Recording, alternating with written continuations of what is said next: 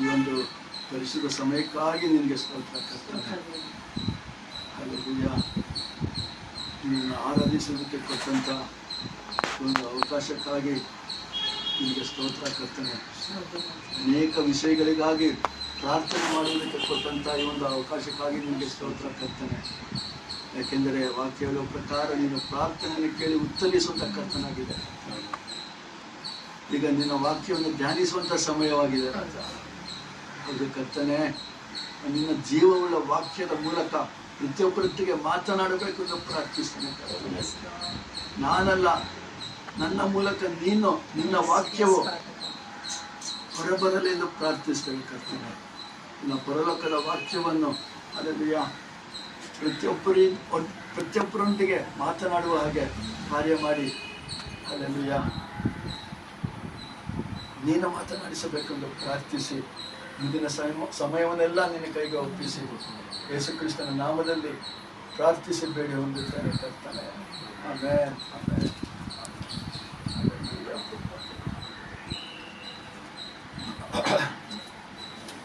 ಹೋದ ಸಲ ಒಂದು ವಿಷಯದ ಬಗ್ಗೆ ನಾವು ಧ್ಯಾನ ಮಾಡುತ್ತಿದ್ದೆವು, ಚಿಂತನೆ ಮಾಡುತ್ತಿದ್ದೆವು.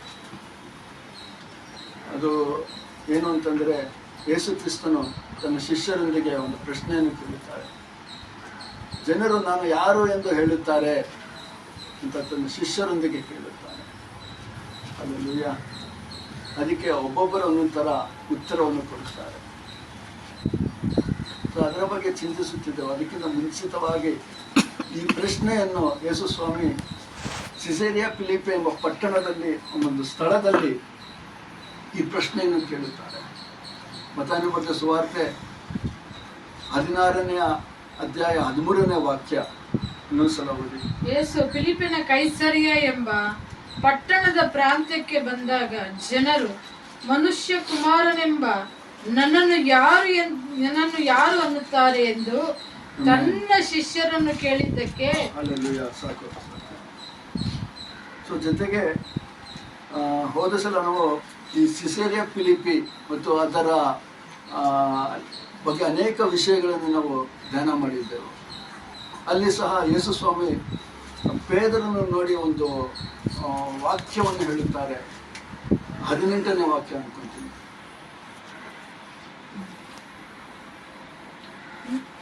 ಅದೇನೆಂದರೆ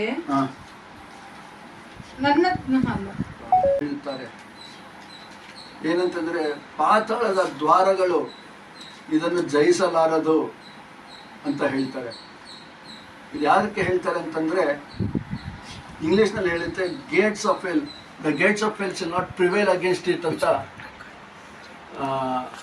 ಇಂಗ್ಲಿಷ್ನಲ್ಲಿ ಹೇಳುತ್ತೆ. The gates of hell shall not prevail against it. ಯಾಕೆ ವಾಕ್ಯ ಹೇಳ್ತಾರೆ ಯೇಸು ಸ್ವಾಮಿ ಅಂತಂದರೆ, ಸಿಸೇರಿಯಾ ಫಿಲಿಪ್ ಆ ಪ್ರದೇಶದಲ್ಲಿ ಅದು ಒಂದು ಹೆರ್ಮಾನ್ ಬೆಟ್ಟದ ಪಾದ ಬಳಿಯಲ್ಲಿ ಕೆಳಗಡೆ, ಬೆಟ್ಟದ ಕೆಳಗಡೆ ಇರುವಂಥ ಒಂದು ಸ್ಥಳವಾಗಿತ್ತು ಇದು. ಅದು ಅಲ್ಲಿ ಬರೀ ಗುಹೆಗಳು, ಕಲ್ಲುಗಳು, ಆ ಥರ ಪ್ರದೇಶದಿಂದ ತುಂಬಿದಂಥ ಸ್ಥಳವಾಗಿತ್ತು. ಆ ಪ್ರದೇಶದಲ್ಲಿ ಗೇಟ್ಸ್ ಆಫ್ ಹೆಲ್ ಅನ್ನೊಂದು ದ್ವಾರವಿತ್ತು ಅಲ್ಲಿ. ಅದನ್ನು ನೋಡಿ ಯೇಸು ಸ್ವಾಮಿ ಹೇಳುತ್ತಾರೆ, ಈ ಗೇಟ್ಸ್ ಆಫ್ ಹೆಲ್, ಈ ಪಾತಾಳದ ದ್ವಾರಗಳು ನಾನು ಕಟ್ಟುವ ಸಭೆಯನ್ನು, ಯೇಸು ಕ್ರಿಸ್ತನ ಸಭೆಯನ್ನು ಜಯಿಸುವುದಕ್ಕೆ ಸಾಧ್ಯವಿಲ್ಲ ಅಂತ. ಹಲ್ಲೆಲೂಯಾ. ಜೊತೆಗೆ ಸಿಸೇರಿಯಾ ಫಿಲಿಪ್ ಎಂಬ ಆ ಪ್ರದೇಶ ಬಹಳ ಪಾಪ ಕಾರ್ಯಗಳಿಂದ ತುಂಬಿದಂತಹ ಒಂದು ಸ್ಥಳವಾಗಿತ್ತು. ಆ ಸ್ಥಳದಲ್ಲಿ ಯಾವ ಯಹೂದಿಯರು ಸಹ ಆ ಸ್ಥಳದ, ಆ ಪ್ರದೇಶದ ಜನರೊಟ್ಟಿಗೆ ಸಂಬಂಧವಿಟ್ಟುಕೊಳ್ಳುತ್ತಿರಲಿಲ್ಲ. ಯಾಕೆಂದರೆ ಅವರು ಅನ್ಯ ಜನರು ಎಂದು ತಿಳಿಯಲ್ಪಟ್ಟಿತ್ತು. ಯಾಕೆಂದರೆ ಅವರೆಲ್ಲ ಪಾಪ ಕಾರ್ಯಗಳಲ್ಲಿ ತೊಡಗಿದ್ದರು. ಹಲ್ಲೆಲೂಯಾ. ಇವನ್ ನರಬಲಿಯನ್ನು ಸಹ ಅಲ್ಲಿ ಕೊಡುತ್ತಿದ್ದರು. ಎಲ್ಲ ದೈಹಿಕವಾದ ಅಸಹ್ಯಕರವಾದ ಕಾರ್ಯಗಳು ಆ ಪ್ರದೇಶದಲ್ಲಿ ನಡೆಯುತ್ತಿತ್ತು. ಆದ್ದರಿಂದ ನಿಜವಾದ ಯಹೂದಿಯರು ದೇವರಿಗೆ ಭಯಪಟ್ಟು ದೇವರನ್ನು ಹಿಂಬಾಲಿಸುವಂಥ ಯಹೂದಿಯರು ಅಲ್ಲಿರುವ ಪ್ರದೇಶದ ಜನರ ಒಟ್ಟಿಗೆ ಸಂಬಂಧವೇ ಇಟ್ಟುಕೊಳ್ಳುತ್ತಿರಲಿಲ್ಲ. ಹಲ್ಲೆಲೂಯಾ. ಆದರೆ ಯೇಸು ಸ್ವಾಮಿ ಅಂತಹ ಪ್ರದೇಶಕ್ಕೆ ತನ್ನ ಶಿಷ್ಯರನ್ನು ಕರೆದುಕೊಂಡು ಹೋಗಿ, ಈ ಸಿಸೇರಿಯಾ ಫಿಲಿಪ್ಪಿನ ಬಂಡೆಯ ಮೇಲೆ ನಾನು ನನ್ನ ಸಭೆಯನ್ನು ಕಟ್ಟುತ್ತೇನೆ, ಹಲ್ಲೆಲೂಯಾ. ಆ ಪಾತಾಳದ ದ್ವಾರಗಳು ಇದನ್ನು ಜಯಿಸುವುದಕ್ಕೆ ಸಾಧ್ಯವಿಲ್ಲ ಅಂತ ಯೇಸು ಸ್ವಾಮಿ ಹೇಳಿದರು. ಹಲ್ಲೆಲೂಯಾ. ಸೊ ಯೇಸು ಸ್ವಾಮಿ ಆ ವಾಕ್ಯವನ್ನು ಮುಖ್ಯವಾಗಿ ಹೇಳೋದಕ್ಕೆ ಕಾರಣ ಏನು ಅಂತಂದರೆ, ಅಲ್ಲಿ ಇದ್ದ, ನಿಜವಾಗಿಯೂ ಇದ್ದ ಆ ಪಾತಾಳದ ದ್ವಾರಗಳು, ಅದನ್ನು ನೋಡಿ ಯೇಸು ಸ್ವಾಮಿ ಹೇಳಿದರು, ಈ ಪಾತಾಳದ ದ್ವಾರಗಳು ಅಲ್ಲಿ ನನ್ನ ಸಭೆಯನ್ನು ಜಯಿಸುವುದಕ್ಕೆ ಸಾಧ್ಯವಿಲ್ಲ ಅಂತ. ಪಾತಾಳ ಲೋಕದ ಬಲವು ಅಂತ ಇದೆ, ಕೆಲವೊಂದರಲ್ಲಿ ಬಲವು ಅಂತಿದೆ, ಕೆಲವೊಂದರಲ್ಲಿ ದ್ವಾರಗಳು ಅಂತ ಇದೆ. ಇಂಗ್ಲಿಷ್ ನಲ್ಲಿ ನೋಡಿದ್ರೆ ಗೇಟ್ಸ್ ಆಫ್ ಹೇಟ್ಸ್ ಅಂತಾನೆ ಇದೆ. ಆಕ್ಚುಲಿ ಆ ಸ್ಥಳದಲ್ಲಿ ಗೇಟ್ಸೇ ಇತ್ತು, ಆ ದ್ವಾರಗಳೇ ಇತ್ತು. ಆ ದ್ವಾರಗಳಿಗೆ ಹೆಸರು ಗೇಟ್ಸ್ ಆಫ್ ಹೇಟ್ಸ್ ಅಂತ ಇತ್ತು. ಸೊ ಅದನ್ನು ನೋಡಿ ಅದೇ ವಾಕ್ಯವನ್ನು ಉಪಯೋಗಿಸಿ ಯೇಸು ಸ್ವಾಮಿ ಆ ವಾಕ್ಯವನ್ನು ಹೇಳ್ತಾರೆ, ಈ Gates of hates can not overcome ಅಂತ. ಹಲ್ಲೆಲೂಯಾ. ಸೊ ಸೊ ಇಲ್ಲಿ ಮುಂದಿನ ಒಂದು ವಿಷಯವನ್ನು ಚಿಂತಿಸೋಣ. ಇಲ್ಲಿ ಯೇಸು ಸ್ವಾಮಿ ಮುಖ್ಯವಾಗಿ ಆ ಸ್ಥಳದಲ್ಲಿ ತನ್ನನ್ನು ತಾನೇ ಪ್ರಕಟಿಸಿಕೊಂಡು ಶಿಷ್ಯರಿಗೆ ತಾನು ಯಾರು ಎಂಬುದನ್ನು ತಿಳಿಯಪಡಿಸಿದನು. ಅದಕ್ಕಾಗಿಯೇ ಯೇಸು ಸ್ವಾಮಿ ಆ ಒಂದು ಶಾಪಗ್ರಸ್ತವಾದಂಥ ಒಂದು ಸ್ಥಳದಲ್ಲಿ ಜನರು ನಾನು ಯಾರು ಎಂದು ಹೇಳುತ್ತಾರೆ ಎಂದು ಕೇಳಿದರು.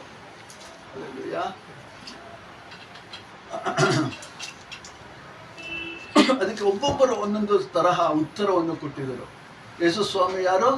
ಕೆಲವರು ನೀನು ಎಲಿಯಾ ಅಂತ ಹೇಳಿದರು, ಕೆಲವರು ನೀನು ಎರಿಮಯ ಅಂತ ಹೇಳಿದರು, ಕೆಲವರು ನೀನು ಸ್ನಾನಿಕನಾದ ಯೋಹಾನನು ಅಂತ ಹೇಳಿದರು. ಅದು ಕೊನೆಗೆ ಯೇಸು ಸ್ವಾಮಿ ಪೇದರನನ್ನು ಪ್ರತ್ಯೇಕವಾಗಿ ಕೇಳಿದರು, ನೀನು ಏನೆಂದು ತಿಳಿದಿದ್ದೀಯಾ, ನಾನು ಯಾರೆಂದು ನೀನು ಹೇಳುತ್ತೆಯ ಅಂತ ಕೇಳಿದಾಗ ಪೇದರನ್ನು ನೀನು ದೇವನ ಕುಮಾರನು, ನೀನು ಮೆಸ್ಸೆಯ ಆಗಿದೆ, ದೇವರ ಕುಮಾರನಾಗಿದೆಯಾ ಅಂತ ಪೇದರನ್ನು ಹೇಳಿದನು.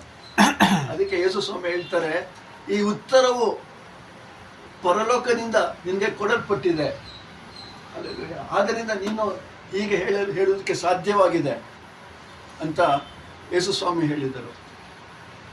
ಆದರೆ ನಾವು ವಾಕ್ಯವನ್ನು ನೋಡುವಾಗ ಯೇಸು ಸ್ವಾಮಿಯನ್ನು ಹಲವಾರು ಹಂತಗಳಲ್ಲಿ, ಹಲವಾರು ಸಮಯಗಳಲ್ಲಿ, ಹಲವಾದ ರೀತಿಯಲ್ಲಿ ಅವರನ್ನು ಕರೆದಿದ್ದಾರೆ ಅಲ್ವಾ.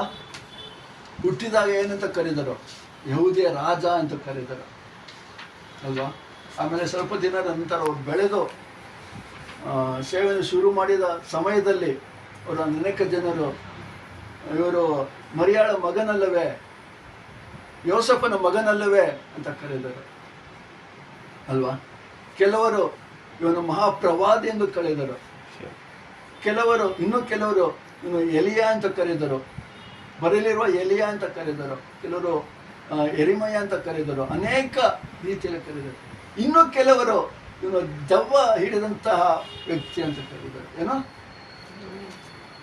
ದೆವ್ವಗಳ ಸಹಾಯದಿಂದ ದೆವ್ವಗಳನ್ನು ಓಡಿಸುತ್ತಾನೆ, ದೆವ್ವ ಹಿಡಿದಂಥವರು ಅಂತ ಹೇಳಿದರು ಅಲ್ವಾ. ಬೆಲ್ಜಬೂಸ್. ಇವನ ಜೊತೆಗೆ ಅವರ ಕುಟುಂಬದವರು ಸಹ ಇವನೊಂದು ಹುಚ್ಚ ಎಂದು ಕರೆದರು, ಇವನ ತಲೆ ಕೆಟ್ಟಿದೆ, ಇವನು ಸರಿ ಇಲ್ಲ, ಇವನು ಔಟ್ ಆಫ್ ಮೈಂಡ್, ಇಂಗ್ಲಿಷ್ನಲ್ಲಿ ಔಟ್ ಆಫ್ ಮೈಂಡ್ ಅಂತಾರೆ, ಆ ಥರ ಅಂತ ಕರೆದರು. ಸೊ ಅನೇಕ ಸಮಯಗಳಲ್ಲಿ ಕೊನೆಗೆ ಇವನನ್ನು ಯೇಸು ಸ್ವಾಮಿಯನ್ನು ದ್ರೋಹಿ ಎಂದು ಕರೆದು ಅವನನ್ನು ರೋಮನ್ ಸಾಮ್ರಾಜ್ಯದವರಿಗೆ ಹಿಡಿದುಕೊಟ್ಟರು, ಶಿಲುಬೆಗೆ ಏರಿಸಿದರು. ಆದರೆ ಯೇಸು ಸ್ವಾಮಿ ಶಿಲುಬೆಗೆ ಏರಿ ಮರಣವನ್ನು ಹೊಂದಿ ನಂತರ ಪುನರುದ್ಧಾನ ಹೊಂದಿ ಜೀವಂತವಾಗಿ ಎದ್ದು ಬಂದಂಥ ಯೇಸು ಕ್ರಿಸ್ತನು. ಆ ಯೇಸು ಕ್ರಿಸ್ತುವು ಪೇದರನ್ನು ನೀನು ನಿಜವಾದ ಮೆಸ್ಸೆಯ ದೇವಪುತ್ರನು ಅಂತ ಹೇಳಿದನು. ಆದರೆ ನಮ್ಮ ಜೀವಿತದಲ್ಲಿ ನಾವು ಯೇಸು ಯಾರೋ ಎಂದು ತಿಳಿದುಕೊಂಡಿದ್ದೇವೆ ಅಲ್ವಾ. ಯಾಕೆಂದರೆ ನಾವು ಯೇಸು ಸ್ವಾಮಿಯನ್ನು ಹಿಂಬಾಲಿಸುತ್ತಿದ್ದೇವೆ. ನಾವು ಯೇಸು ಸ್ವಾಮಿಯನ್ನು ಹಿಂಬಾಲಿಸುತ್ತಿರುವಾಗ ನಾವು ನಮ್ಮ ಜೀವಿತದಲ್ಲಿ ಯೇಸು ಯಾರು ಎಂಬುದನ್ನು ತಿಳಿದುಕೊಂಡಿದ್ದೇವೆ. ವೇದವಾಕ್ಯದಿಂದ ನಾವು ಕನಿಷ್ಠ ಪಕ್ಷ ಅಂದರೆ ಒಂದು 3 ಗುಂಪುಗಳನ್ನು ನೋಡ್ಬೋದು, ಅನೇಕ ಗುಂಪುಗಳನ್ನು ನೋಡ್ಬೋದು. ಆದರೆ ಮುಖ್ಯವಾಗಿ ನನ್ನ ಧ್ಯಾನದಲ್ಲಿ 3 ಗುಂಪುಗಳನ್ನು ಪ್ರತ್ಯೇಕವಾಗಿ ತೋರಿಸಿ, ಅಲ್ಲೂಯ, ಯಾವ ಗುಂಪು ಯೇಸು ಕ್ರಿಸ್ತನನ್ನು ಯಾವ ರೀತಿ ತಿಳಿದುಕೊಂಡಿದ್ದಾರೆ ಇದನ್ನು ನಿಮಗೆ ತಿಳಿಯಪಡಿಸೋದಕ್ಕೆ ಇಷ್ಟಪಡ್ತೇನೆ. ದೇವರ ಚಿತ್ತವಿದ್ದಲ್ಲಿ ಇವತ್ತಿನ ದಿನ ಒಂದು ಕಾರ್ಯವನ್ನು ನೋಡಿ ಮುಗಿಸಬಹುದು ಅಂತ ನಾನು ಯೋಚನೆ ಮಾಡ್ತೀನಿ. ಮುಖ್ಯವಾಗಿ ಯೇಸು ಸ್ವಾಮಿ ಭೂಮಿಗೆ ಬಂದ ತಕ್ಷಣ ಯೇಸು ಸ್ವಾಮಿ ಹೇಗೆ ಗುರುತಿಸಿದರು? ಯಹೂದಿಯ ರಾಜ ಅಲ್ವಾ? ಮೊದಲ ಬಾರಿಗೆ ಯೇಸು ಸ್ವಾಮಿ ಹುಟ್ಟಿ ಬಂದ ನಂತರ ಹೇಗೆ ಗುರುತಿಸಿದರು ಯೇಸು ಸ್ವಾಮಿ? ಯಹೂದಿಯ ರಾಜ ಅಂತ ಹೇಳಿ. ಮತ್ತಾಯನ ಬರೆದ ಸುವಾರ್ತೆ 2ನೇ ಅಧ್ಯಾಯ 1ನೇ ವಾಕ್ಯ ಓದಿ. ಮತ್ತಾಯನ ಬರೆದ ಸುವಾರ್ತೆ 2ನೇ ಅಧ್ಯಾಯ 1ನೇ ವಾಕ್ಯ.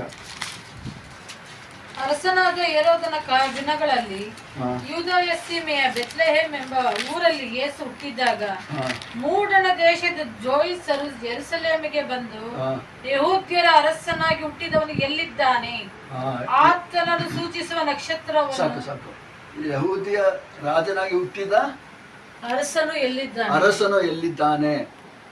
ಮೊದಲು ಹೇಗೆ ಗುರುತಿಸಿದರು ಯೇಸು ಸ್ವಾಮಿಯನ್ನು? ಯಹೂದಿಯ ರಾಜನ ಅರಸನು. ಅದು ಯಾರು ಗುರುತಿಸಿದ್ರು? ಯಾರು ಈ ವಾಕ್ಯವನ್ನು ಹೇಳಿದ್ರು? ಶಾಸ್ತ್ರಿಗಳು. ಎಲ್ಲಿಂದ ಬಂದಂತ ಶಾಸ್ತ್ರಿಗಳು? ಅವರು ಮೂಡಣ ದೇಶ ಅಂದ್ರೆ ಈಸ್ಟ್. ಇಂಗ್ಲಿಷ್ ನಲ್ಲಿ ಅಂದ್ರೆ they came from the East direction ಅಂತ ಹೇಳುತ್ತೆ.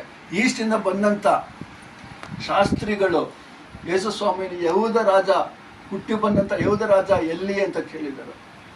ಇವರು ಯಾರು? ಇವರು ಅನ್ಯ ಜನರು, ಯೇಸುವನ್ನು ತಿಳಿಯದೇ ಇರುವಂತ ಜನರು. ಅಂದ್ರೆ ಉದಾಹರಣೆಗೆ ಇಸ್ರಾಯೇಲ್ ದೇಶದಲ್ಲಿ ಅನೇಕ ಯಹೂದಿಯರಿದ್ದರು. ಯಹೂದಿಯರಿಗೆ ಪ್ರಮಾಣವಿತ್ತು, ರಕ್ಷಕನು ಹುಟ್ಟಿ ಬರುತ್ತಾನೆ ಅಂತ 1000 ವರ್ಷಗಳ ಹಿಂದೆಯೇ ಅನೇಕ ಪ್ರವಾದನೆಗಳಿತ್ತು, ಎಲ್ಲವೂ ಇತ್ತು. ಆದರೆ ಅವರು ಯೇಸು ಸ್ವಾಮಿ ಹುಟ್ಟಿದ ನಂತರ ಯೇಸು ಸ್ವಾಮಿ ಹುಟ್ಟಿದ್ದಾನೆ ಅಂತ ಹುಡುಕಿಕೊಂಡು ಬರಲಿಲ್ಲ ಅಲ್ವಾ? ಆದರೆ ಇವರು ಈಸ್ಟ್ ಡೈರೆಕ್ಷನ್ ಇಂದ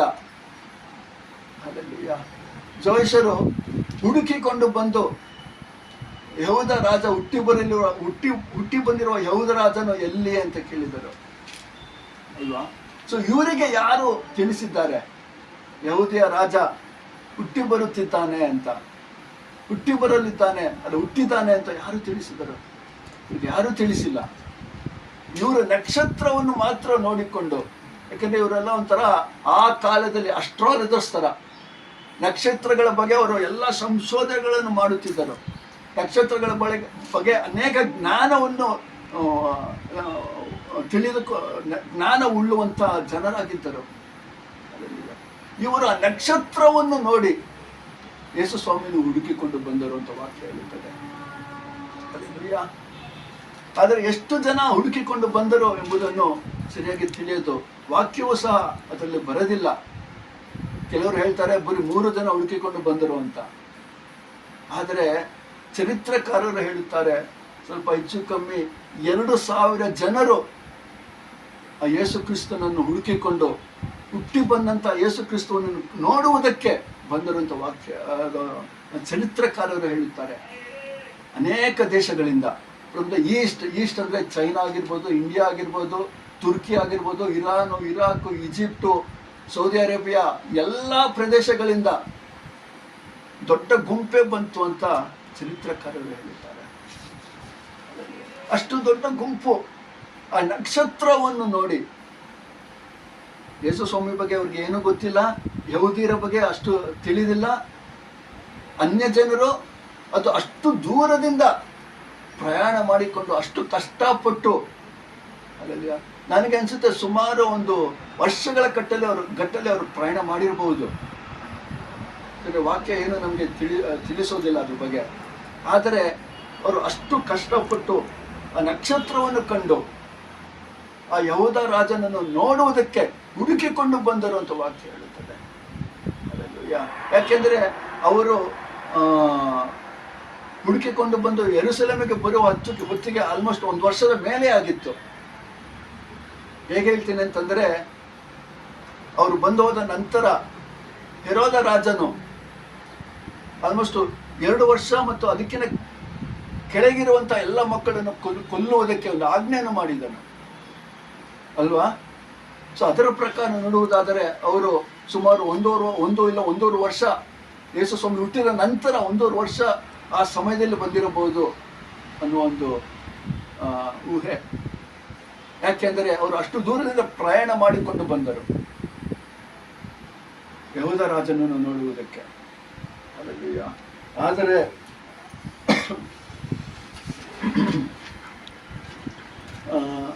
ಮಧ್ಯದಲ್ಲಿ ಅವರು ದಾರಿ ತಪ್ಪಿ ಹೆರೋದನ ಅರಮನೆಗೆ ಬಂದರು, ಯೆರೂಸಲೇಮಿಗೆ ಬಂದರು. ಹೌದಲ್ವಾ? ಎಲ್ಲಿಗೆ ಬಂದರು? ಯೆರೂಸಲೇಮಿಗೆ ಬಂದರು. ಆದರೆ ಯೇಸು ಸ್ವಾಮಿ ಹುಟ್ಟಿ ಬಂದದ್ದು ಎಲ್ಲಿ? ಬೆತ್ಲೆಹೇಮಿನಲ್ಲಿ ಅಲ್ವಾ? ಯಾಕೆಂದ್ರೆ ನಾನು ಮೊದಲೇ ಹೇಳಿದ ಪ್ರಕಾರ ಇವರಿಗೆ ಚರಿತ್ರೆ ತಿಳಿಯೋದು, ಇವರ ಕೈಯಲ್ಲಿ ವೇದ ವಾಕ್ಯವಿಲ್ಲ. ಇಸ್ರಾಯೇಲರ ತರ ಇವರ ಕೈಲಿ ಯಾವ ವೇದ ವಾಕ್ಯವೂ ಇಲ್ಲ. ಇವ್ರಿಗೆ ಯಾರೂ ಹೇಳೂ ಇಲ್ಲ ಯೇಸು ಸ್ವಾಮಿ ಎಲ್ಲಿ ಹುಟ್ಟಿ ಬರುತ್ತಾನೆ ಅಂತ. ಅವರು ನಕ್ಷತ್ರವನ್ನೇ ನೋಡಿ ಓಡಿ ಬಂದರು ಅಲ್ವಾ? ಸೊ ಮಧ್ಯದಲ್ಲಿ ನಕ್ಷತ್ರ ಕಾಣಿಸಲಿಲ್ಲ. ಆಕ್ಚುಲಿ ಅಸ್ಟ್ರಾಲಜರ್ಸ್ ಹೇಳ್ತಾರೆ ಇದು ಒಂದು ವಿಶೇಷವಾದ ನಕ್ಷತ್ರ, ಬೆಳಕು. ಆ ಬೆಳಕು ನಕ್ಷತ್ರ ಸದಾಕಾಲ ಕಾಣಿಸುತ್ತಿರಲಿಲ್ವಂತೆ, ಒಂದು ಸಮಯವರೆಗೂ ಕಾಣಿಸುತ್ತಿತ್ತು. ಆಮೇಲೆ ಸ್ವಲ್ಪ ಸಮಯ ಅದು ಮಾಯವಾಗುತ್ತಿತ್ತಂತೆ, ಮತ್ತೆ ಪ್ರತ್ಯಕ್ಷವಾಗುತ್ತಿತ್ತಂತೆ. ಸೊ ಹಾಗೆ ಇವರು ಅರಮನೆಯಲ್ಲಿ ಹುಟ್ಟಿರಬಹುದು ಯಾಕೆಂದ್ರೆ ಯಾರು? ಯಹೂದಿಯ ರಾಜ ಎಲ್ಲಿ ಹುಟ್ಟುತ್ತಾನೆ? ಅರಮನೆಯಲ್ಲಿ. ಎಲ್ಲ ಗುಡಿಸಲಲ್ಲಿ ಹುಟ್ಟಕ್ಕಾಗುತ್ತಾ ರಾಜ? ಸೊ ಅರಮನೆಯಲ್ಲಿ ಹುಟ್ಟಿರಬಹುದು ಅಂತ ಊಹಿಸಿಕೊಂಡು ಯೆರೂಸಲೇಮಿಗೆ ಹೆರೋದನ ಅರಮನೆಗೆ ಹುಡುಕಿಕೊಂಡು ಬಂದರು. ಹೆರೋದನ ಅರಮನೆಗೆ ಹುಡುಕಿಕೊಂಡು ಬಂದು ಹೆರೋದನನ್ನು ಕೇಳಿದರು, ಹುಟ್ಟಿದಂತ ಯಹೂದಿಯ ರಾಜ ಎಲ್ಲಿ ಅಂತ. ಸೊ ಆದರೆ ಅಲ್ಲಿ ಯಹೂದಿಯ ರಾಜ, ಹುಟ್ಟಿ ಬಂದ ಯಹೂದಿ ರಾಜ ಅಲ್ಲಿ ಇಲ್ಲ ಎಂದು ತಿಳಿದ ತಕ್ಷಣ ಅವರು ಮತ್ತೆ ಪ್ರಯಾಣವನ್ನು ಅದೆಲ್ಲ ಮಾತುಕತೆ ಎಲ್ಲ ಆಗುತ್ತೆ. ಮತ್ತೆ ಹೆರೋದನನ್ನು ಕಳಿಸ್ತಾನೆ. ಮತ್ತೆ ಅವರದು ಯೇಸು ಸ್ವಾಮಿಯನ್ನು ಹುಡುಕಿಕೊಂಡು ಆ ಸಮಯದಲ್ಲಿ ಮತ್ತೆ ನಕ್ಷತ್ರ ಪ್ರತ್ಯಕ್ಷವಾಯಿತು ಅಂತ ವಾಕ್ಯ ಅಲ್ವಾ? ಮತ್ತೆ ಬರೆದ ಸುವಾರ್ತೆ 2ನೇ ಅಧ್ಯಾಯ 10ನೇ ವಾಕ್ಯವನ್ನು ಓದಿ. ಅವರು ನಕ್ಷತ್ರವನ್ನು ಕಂಡು ಅತ್ಯಂತ ಸಂತೋಷ ಪಟ್ಟರು. ಅವರು ನಕ್ಷತ್ರವನ್ನು ಕಂಡು ಅತ್ಯಂತ ಸಂತೋಷ ಪಟ್ಟರು ಅಂತ. ಯಾಕೆಂದ್ರೆ ನಕ್ಷತ್ರ ಬರೀ ದಾರಿ ತೋರಿಸುವಂತ ಒಂದು ಏನಂತೀರ, ಒಂದು ಮುನ್ಸೂಚನೆ ಆಗಿತ್ತು ಅಷ್ಟೇ, ಬರೀ ಒಂದು ದಾರಿ ತೋರಿಸುವುದಕ್ಕೆ. ಈಗಿನ ದಿನಗಳಲ್ಲಿ ಅಸ್ಟ್ರಾಲಜರ್ಸ್ ಅದು ಇದು ಅವರೆಲ್ಲ ಏನ್ ಮಾಡ್ತಾರೆ ಅಂದ್ರೆ ಆ ನಕ್ಷತ್ರವನ್ನೇ ತಮ್ಮ ಜೀವನದ ದಾರಿ ತೋರಿಸುವುದಕ್ಕೆ ಹಿಡಿದುಕೊಂಡ್ಬಿಟ್ಟಿದ್ದಾರೆ. ಅದರ ನಕ್ಷತ್ರವನ್ನು ಸೃಷ್ಟಿ ಮಾಡಿದಂತಹ ದೇವರನ್ನು ಹಿಡಿಕೊಳ್ತಾ ಇಲ್ಲ ಅವರು. ಆ ನಕ್ಷತ್ರವೇ ನಮ್ಮ ಜೀವನದ ದಾರಿಯನ್ನು ತೋರಿಸುವಂತಹ ನಕ್ಷತ್ರಗಳನ್ನು ಹಿಡಿದುಕೊಳ್ತಾ ಇದ್ದಾರೆ. ಆದರೆ ಮತ್ತೆ ಈ ಜೋಯಿಷರಿಗೆ, ದೂರ ದೇಶದಿಂದ ಪ್ರಯಾಣ ಮಾಡಿ ಬಂದಂತಹ ಜೋಯಿಷರಿಗೆ ಮತ್ತೆ ಆ ನಕ್ಷತ್ರ ಕಾಣಿಸಿತು. ಅದನ್ನು ಮತ್ತೆ ಹಿಂಬಾಲಿಸಿ ಹೋಗಿ ಯೇಸು ಕ್ರಿಸ್ತು ಇದ್ದ ಸ್ಥಳವನ್ನು ಸೇರಿದರು ಅವರು ಅಲ್ವಾ? ಸೊ ವಾಕ್ಯ ಹೇಳುತ್ತದೆ, ಅವರು ನಕ್ಷತ್ರವನ್ನು ಕಂಡ ನಂತರ ಬಹಳ ಸಂತೋಷಗೊಂಡರು ಅಂತ. ಬಹಳ ಸಂತೋಷಗೊಂಡರು ಅಂತ. ಕೆಲವೊಂದು ನಾವು ವಾಕ್ಯದಲ್ಲಿ ಪ್ರತಿಯೊಂದು ವಾಕ್ಯವನ್ನು ಗಮನಿಸಬೇಕಾಗಿರುತ್ತದೆ. ನಂತರ ಅವರು ಯೇಸು ಸ್ವಾಮಿಯನ್ನು ಬಂದು ನೋಡಿದರು. ಮಗುವಾಗಿದ್ದ ಹುಟ್ಟಿದಂತ ಯೇಸು ಸ್ವಾಮಿಯನ್ನು ತನ್ನ ತಾಯಿ ಬಳಿ ಇದ್ದ ಯೇಸು ಸ್ವಾಮಿಯನ್ನು ಬಂದು ನೋಡಿದರು. 11ನೇ ವಾಕ್ಯವನ್ನು ನೋಡಿ. 11ನೇ ವಾಕ್ಯ. ಮತ್ತು ಆ ಮನೆಯೊಳಕ್ಕೆ ಹೋಗಿ ಆ ಕೂಸನ್ನು ಅದರ ತಾಯಿಯಾದ ಮರಿಗಳ ಬಳಿಯಲ್ಲಿ ಕಂಡು ಅದಕ್ಕೆ ಸಾಷ್ಟಾಂಗ ನಮಸ್ಕಾರ ಮಾಡಿ. ನಂತರ ಅವರು ಎಲ್ಲಿಗೆ ಬಂದರು? ಮನೆಯೊಳಗೆ ಬಂದರು. ಎಲ್ಲಿ ಬಂದರು ಅವರು? ಮನೆಯೊಳಗೆ. ಕುರುಬರ ಯೇಸು ಸ್ವಾಮಿಯನ್ನು ಎಲ್ಲಿ ನೋಡಿದ್ದು? ಗೊದ್ದಲಿಯಲ್ಲಿ ಅಲ್ವಾ? ಗೋಶಾಲೆಯಲ್ಲಿ, ಗೊದ್ದಲಿಯಲ್ಲಿ ಕಂಡರು. ಆದ್ರೆ ಇಲ್ಲಿ ಜೋಯಿಸರು ಯೇಸು ಸ್ವಾಮಿಯನ್ನು ಎಲ್ಲಿ ಕಂಡರು? ಮನೆಯೊಳಗೆ. ಮನೆಯೊಳಗೆ ಕಂಡು ಬಂದು ಯೇಸು ಸ್ವಾಮಿಯನ್ನು ಕಂಡರು. ಅವರ ತಾಯಿಯ ಬಳಿಯಲ್ಲಿದ್ದ ಯೇಸು ಸ್ವಾಮಿಯನ್ನು, ಆ ಯೇಸು ಮಗುವನ್ನು ಕಂಡರು ಅಂತ ವಾಕ್ಯ ಹೇಳುತ್ತದೆ ಅಲ್ವಾ? ಸೊ ಜೊತೆಗೆ ಇಲ್ಲಿ ಜೋಯಿಷರು ಅಷ್ಟು ಬಹಳ ದೂರದಿಂದ ಪ್ರಯಾಣ ಮಾಡಿ ಬಂದು ಹೆರೋದನ ಅರಮನೆಗೆ ಭೇಟಿ ಕೊಟ್ಟು ಅಲ್ಲಿ ಆ ಹುಟ್ಟಿ ಬಂದಂಥ ಯಹೂದಿಯ ರಾಜ ಅಲ್ಲಿ ಇಲ್ಲ ಎಂದು ತಿಳಿದು ಮತ್ತೆ ಇನ್ನೂ ಅಷ್ಟು ಪ್ರಯಾಣ ಮಾಡಿ ಆ ನಕ್ಷತ್ರವು ತೋರಿಸಿದಂಥ ದಾರಿಯ ಪ್ರಕಾರ ಅಲ್ಲೆಲ್ಲೂಯ ಬಂದು ಜನಿಸಿದಂಥ ಯೇಸು ಸ್ವಾಮಿಯನ್ನು ಆ ಮಗುವನ್ನು ಕಂಡರು. ಆದರೆ ಮಗುವನ್ನು ಕಂಡ ನಂತರ ಇವರ ಒಂದು ಭಾವನೆ ಹೇಗಿತ್ತು? ಮಗುವನ್ನು ಕಂಡ ನಂತರ ಇವರಿಗೆ ಸಂತೋಷವಾಗಿತ್ತ? ಇವರು ಸಂತೋಷ ಪಟ್ಟರ? ಆದರೆ ವಾಕ್ಯ ಹೇಳುತ್ತೆ, 10ನೇ ವಾಕ್ಯದಲ್ಲಿ ಹೇಳುತ್ತದೆ, ಅವರು ನಕ್ಷತ್ರವನ್ನು ಕಂಡ ನಂತರ ಬಹಳ ಸಂತೋಷಗೊಂಡರು ಅಂತ ಅಲ್ವಾ?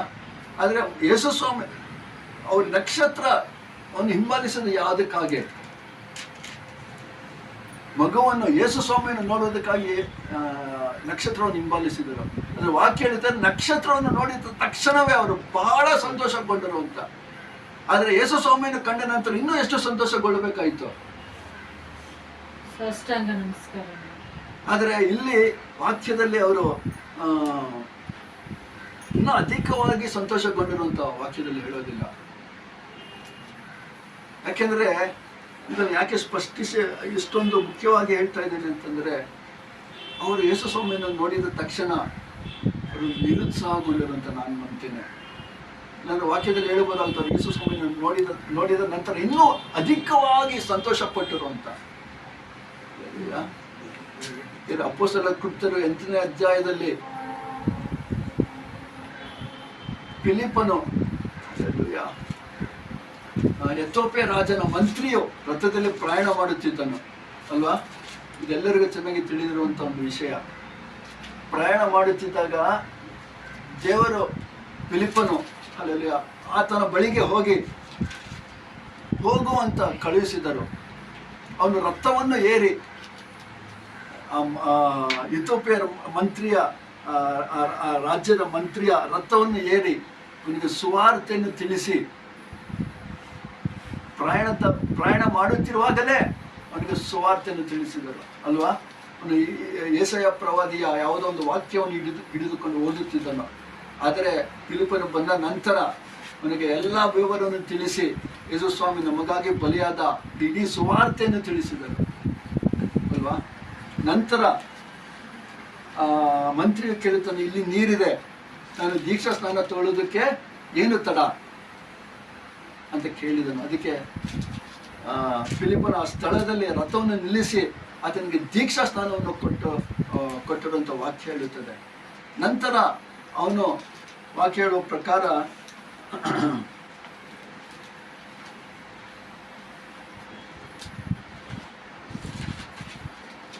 ಅಪೊಸ್ತಲರ ಕೃತ್ಯಗಳು 8ನೇ ಅಧ್ಯಾಯ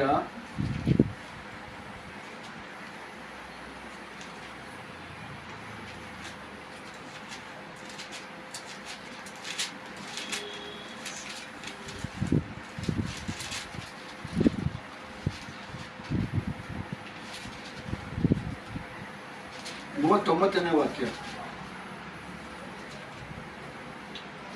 ಅವರು ನೀರನ್ನು ಬಿಟ್ಟು ಮೇಲಕ್ಕೆ ಬಂದಾಗ ಕರ್ತನ ಆತ್ಮ ಫಿಲಿಪ್ಪನನ್ನು ಎತ್ತುಕೊಂಡು ಹೋಗಲಾಗಿ ಕಂಚುಕಿಯು ಸಂತೋಷ ಉಳ್ಳವನಾಗಿ ತನ್ನ ದಾರಿಯನ್ನು ಹಿಡಿದು ಸಂತೋಷ ಉಳ್ಳವನಾಗಿ ವಾಕ್ಯ ಹೇಳ್ತಾರೆ, ಅವರು ಸಂತೋಷದಿಂದ ಹಿಂತಿರುಗಿದ ಅಂತ ವಾಕ್ಯ ಹೇಳ್ತಾರೆ.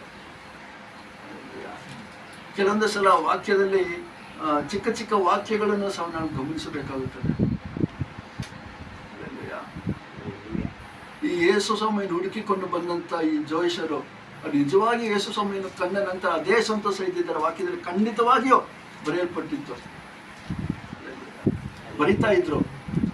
ಆದರೆ ಆ ಸಂತೋಷ ಯೇಸು ಸ್ವಾಮಿಯನ್ನು ಕಂಡ ನಂತರ ಅವರಿಗೆ ಆ ಸಂತೋಷ ಇರಲಿಲ್ಲ. ಯಾಕೆಂದ್ರೆ ಅವ್ರು ಏನನ್ನು ಅಪೇಕ್ಷಿಸಿ ಬಂದರು ಅಲ್ಲಿಗೆ? ಒಂದು ರಾಜನು ಹುಟ್ಟಿದ್ದಾನೆ, ಯಹೂದಿಯ ರಾಜನು ಹುಟ್ಟಿದ್ದಾನೆ, ರಾಜನನ್ನು ನೋಡುವುದಕ್ಕೆ ಬಂದರು ಅವರು. ಆದ್ರೆ ಅಲ್ಲಿ ನೋಡಿದ ಯಾರನ್ನು? ಸಾಧಾರಣವಾದಂಥ ಒಂದು ಚಿಕ್ಕ ಮಗುವನ್ನು ಅವರ ತಾಯಿ ಮರಿಯಾಳ ಕೈಯಲ್ಲಿದ್ದ ಮಗುವನ್ನು ನೋಡಿದರು. ಅವರು ಅರಮನೆಯಲ್ಲಿ ಆದರೂ ಅವರು ನೋಡಿದ್ದು ಸಾಧಾರಣವಾದಂಥ ಮನೆಯಲ್ಲಿ ಆ ಮರಿಯಾಳ ಕೈಯಲ್ಲಿ ಆ ಯೇಸು, ಆ ಮಗು ಯೇಸುವನ್ನು ಕಂಡರು. ಅವರು ಒಂದು ತರಹ ನಿರುತ್ಸಾಹಗೊಂಡರು ಅಂತ ನಾನು ಭಾವಿಸ್ತೇನೆ.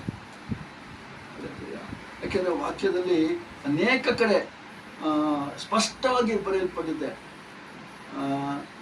ದಾವಿದ ಮಹಾರಾಜನು ಕೊನೆಯ ಕಾಲದಲ್ಲಿ ಅವನು ಸಾಯುವಂತಹ ಸಮಯ ಬಂದಾಗ ಅವನನ್ನು ಎಬ್ಬಿಸುವುದಕ್ಕೆ ಒಂದು ಕನ್ಯೆಯನ್ನು ಹುಡುಕುವುದಕ್ಕೆ, ಸುಂದರವಾದ ಕನ್ಯೆಯನ್ನು ಹುಡುಕುವುದಕ್ಕೆ ಅಪ್ಪಣೆ ಮಾಡಿದರಂತ ವಾಕ್ಯ ಹೇಳುತ್ತದೆ.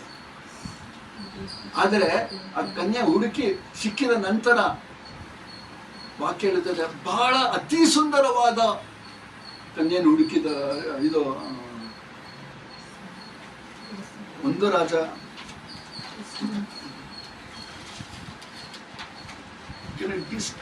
ವಾಕ್ಯದಲ್ಲಿ ಒಂದು ಸಲ ಪ್ರತಿಯೊಂದು ಕಾರ್ಯವನ್ನು ಡಿಸ್ಕ್ರೈಬ್ ಮಾಡಿ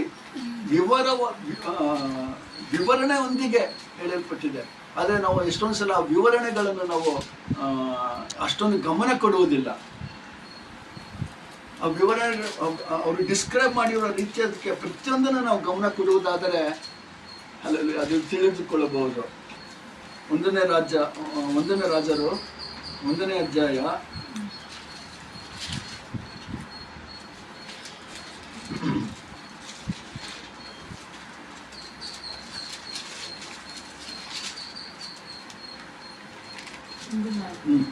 4.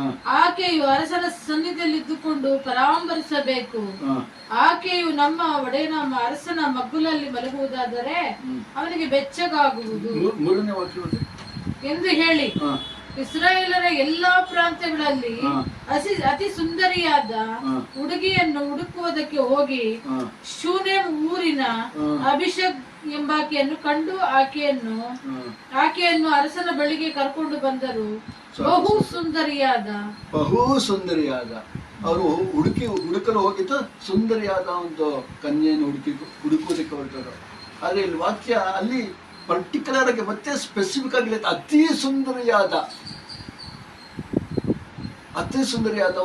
ಆದವಳು ಅವರಿಗೆ ದೊರಕಿದಳು ಅಂತ. ಸೊ ವಾಕ್ಯದಲ್ಲಿ ಪ್ರತಿಯೊಂದು ಡಿಸ್ಕ್ರಿಪ್ಷನ್ ಸಹ ನಾವು ಗಮನಿಸಬೇಕಾಗುತ್ತದೆ. ಆದರೆ ಇಲ್ಲಿ ಯೇಸು ಸ್ವಾಮಿಯನ್ನು ನೋಡುವುದಕ್ಕೆ ಬಹಳ ದೂರ ದೇಶದಿಂದ ಹುಡುಕಿಕೊಂಡು ಬಂದ ಜೋಯಿಷರು ಅನೇಕ ಮಂದಿ ಯೇಸು ಸ್ವಾಮಿಯನ್ನು ನೋಡಿದ ನಂತರ, ಯಾಕೆಂದ್ರೆ ಅವರು ನೋಡಿದ ಸಾಧಾರಣವಾದಂಥದ್ದು ಮನೆಯಲ್ಲಿ ಅವರು ನಿರುತ್ಸಾಹಗೊಂಡರು ಅಂತ ನಾನು ಭಾವಿಸ್ತೇನೆ.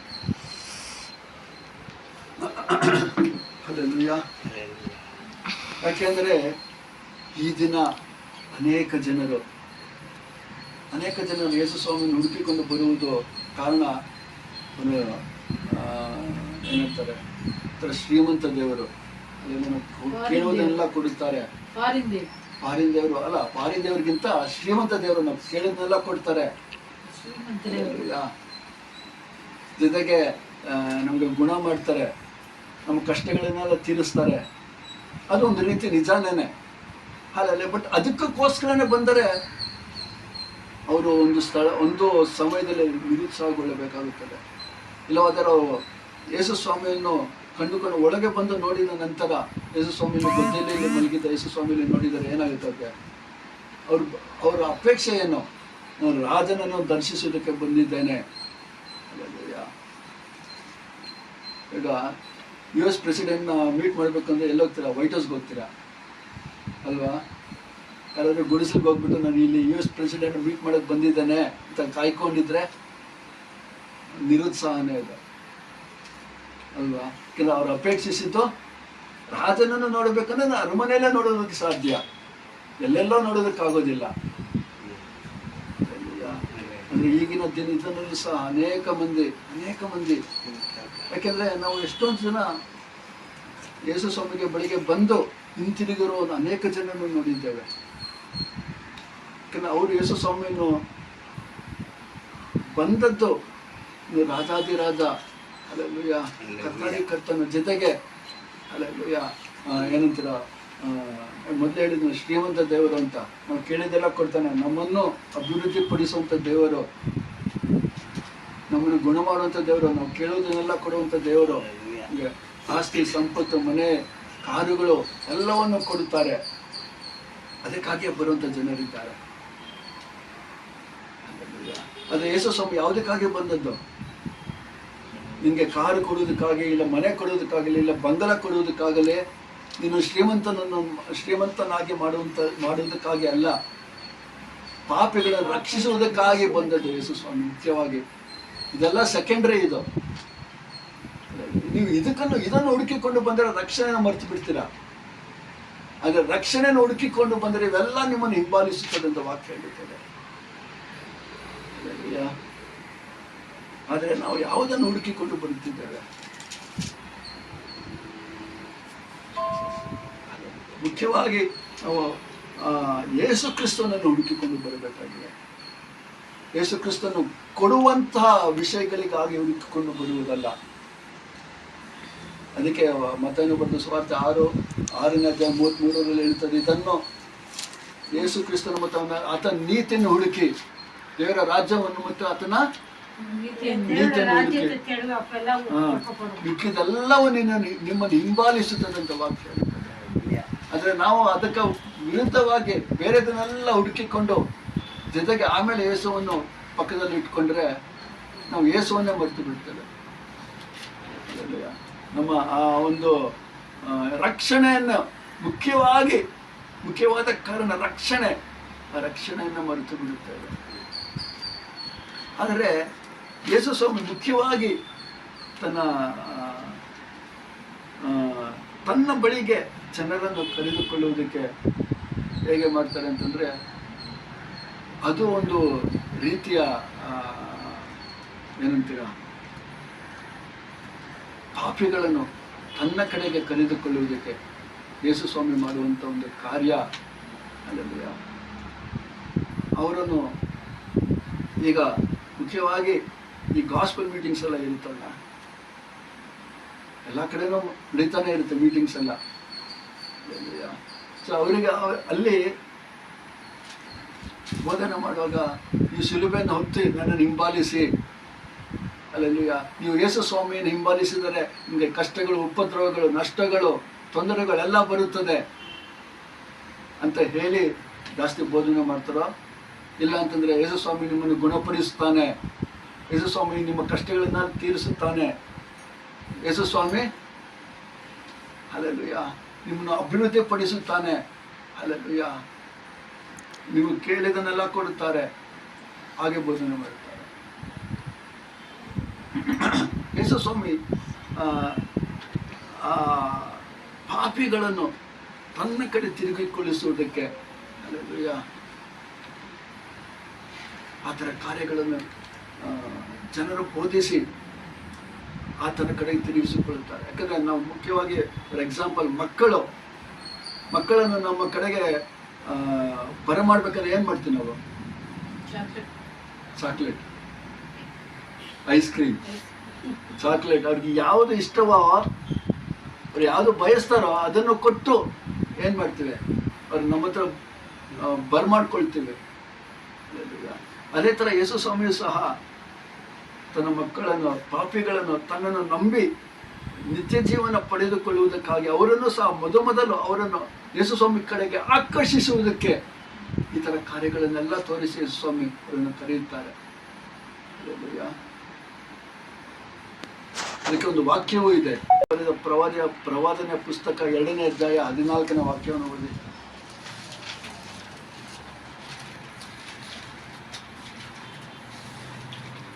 ಆಹಾ, ನಾನು ಅವಳನ್ನು ಒಲಿಸಿ ಅಡವಿಗೆ ಕರೆಕೊಂಡು ಹೋಗಿ ಅವಳೊಂದಿಗೆ ಹೃದಯಾಂಗಮವಾಗಿ ಮಾತಾಡುವೆನು. 14 ಅವಳ ದ್ರಾಕ್ಷೆಯ ತೋಟಗಳನ್ನು ಅಲ್ಲಿರುವಾಗಲೇ ಅವಳಿಗೆ ಹಿಂದಕ್ಕೆ ಕೊಡುವೆನು. ಅಕೋರಿನ ತಕ್ಕನ್ನೇ ಅವಳ ಸುಖ ನಿರೀಕ್ಷೆಗೆ ದ್ವಾರವನ್ನಾಗಿ ಮಾಡುವೆನು. ಯೌವನದಲ್ಲಿ ಐಗುಪ್ತದೊಳಗಿನಿಂದ ಹೊರಟು ಬಂದ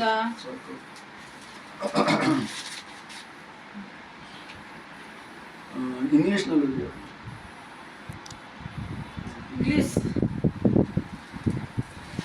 ನಾನೇ ಓದ್ಲಾ? ನೀವೇ ಓದ್ಬಿಡಿ. ತಮಿಳಲ್ಲಿ ಓದಿ ಸಿಸ್ಟರ್. ಹೊಸಿಯ 2ನೇ ಅಧ್ಯಾಯ 14ನೇ ವಾಕ್ಯ. ಅವರು 2:14. இதோ நான் அவளுக்கு நயங்காட்டி அவளை வனாந்தரத்திலே அழைத்து கொண்டு போய் அவளோட பட்சமாய் பேசி அவ்விடத்திலே அவளுக்கு அவளுடைய திராட்சை தோட்டங்களையும் நம்பிக்கையின் ಸಾಕು. ಇನ್ನೊಂದ್ಸಲ ಕನ್ನಡದಲ್ಲಿ ನಿಧಾನ. ಆಹಾ, ನಾನು ಅವಳನ್ನು ಒಲಿಸಿ ಅಡವಿಗೆ ಕರೆಕೊಂಡು ಹೋಗಿ, ಅಡವಿಗೆ ಒಲಿಸಿ ಅಡವಿಗೆ ಕರೆದುಕೊಂಡು ಹೋಗಿ. ಅಡವಿಗೆ ಯಾಕೆ ಕರ್ಕೊಂಡು ಹೋಗ್ಬೇಕು? ಯಾರು ನೋಡದೇ ಇರ್ಲಿ ಅಂತಲ್ಲ. ಅಡವಿ ಅಂದ್ರೆ ಏನು? ಏನು ಸಿಗದೆ ಕಷ್ಟ, ತೊಂದರೆ, ಏನು ಸಿಗುವುದಿಲ್ಲ, ಯಾರು ಸಹಾಯ ಬರುವುದಿಲ್ಲ, ಯಾರು ಇಲ್ಲ, ಯಾರು ಏನು ಮಾಡುವುದಕ್ಕಾಗೋದಿಲ್ಲ, ಯಾರು ಕರೆದ್ರು ಯಾರಿಗೂ ಕೇಳಿಸೋದಿಲ್ಲ, ಅಲ್ಲಿ ದಾರಿ ಇಲ್ಲ, ನೀರಿಲ್ಲ, ಏನೂ ಇಲ್ಲ. ಅನೇಕ ಮಂದಿ ಯೇಸು ಸ್ವಾಮಿ ಯಾವುದಾದ್ರೂ ಒಂದು ಕಾಯಿಲೆ ಇರುವವರು ಏನು ಹೇಳ್ತಾರೆ? ಡಾಕ್ಟರ್ ಹೇಳ್ತಾರೆ, ನಿನಗೆ ಇದರಿಂದ ಬಿಡುಗಡೆಯೇ ಇಲ್ಲ, ಇದಕ್ಕೆ ಔಷಧಿನೇ ಇಲ್ಲ. ಅದೊಂಥರ ಅಡವಿ ಅಲ್ವಾ? ಅದು ಒಂಥರ ಮರುಭೂಮಿ. ಆ ಹಾದಿಯಲ್ಲಿ ನಡೆಯುತ್ತಿರುವಂತಹ ಮನುಷ್ಯನಿಗೆ, ಆ ವ್ಯಕ್ತಿಗೆ ಅದೇನದು? ಕಾಡಿನ ಪರಿಸ್ಥಿತಿ, ಮರುಭೂಮಿಯ ಪರಿಸ್ಥಿತಿ ಅಲ್ವಾ? ಅದೇ ರೀತಿ ಬೇರೆ ಯಾವುದೋ ರೀತಿ ತೊಂದರೆ, ಅನೇಕ ತೊಂದರೆಗಳು. ಹಣಕಾಸಿನ ತೊಂದರೆ ಇರಬಹುದು. ಹಣಕಾಸಿನ ತೊಂದರೆ ಇರುವಾಗ ಯಾರೂ ಸಹ ನಮಗೆ ಸಹಾಯ ಮಾಡುವುದಿಲ್ಲ. ಯಾರು ಏನಾದ್ರು ಕೇಳಿದ್ರೆ ಏನು ಮಾಡ್ತಾರೆ?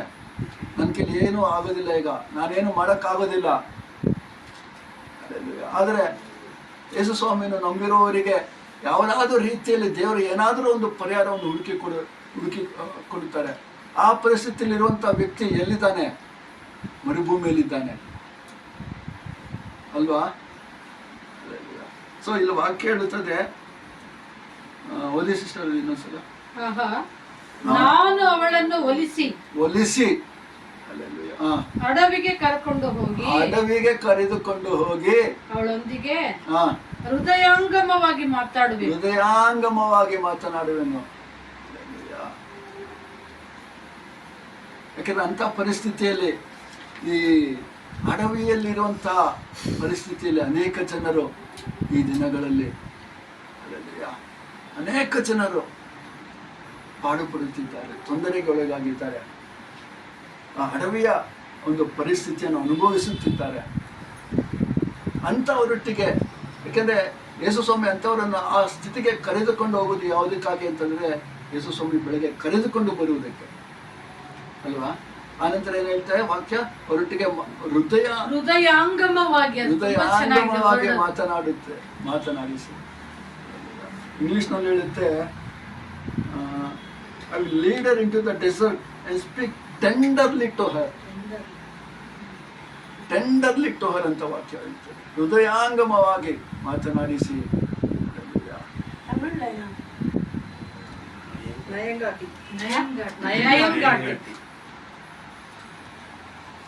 ಇನ್ನೊಂದು ವರ್ಷದಲ್ಲಿ ಇಂಗ್ಲಿಷಲ್ಲಿ ಹಿಂಗೆ ಹೇಳುತ್ತೆ, I will lead her to that wilderness and I shall fill in her heart.